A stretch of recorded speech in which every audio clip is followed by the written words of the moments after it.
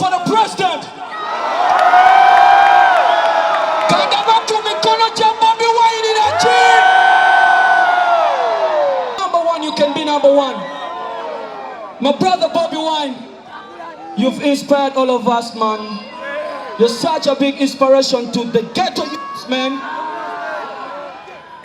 Mwana president sonyiwa kwogera nawe bwotyo.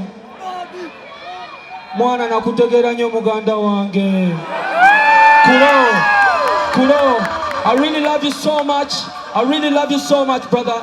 And I respect you so much. I respect your hustle. You're such a great inspiration to the generation.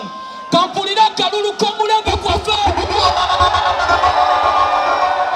Ne mama Bobi kutumideko. Nabakulu abalala bali mu kizimbe sikubayisaamu maaso. Abebitibwa bangi nnyo abali waneeno. Abebitibwa bangi nnyo.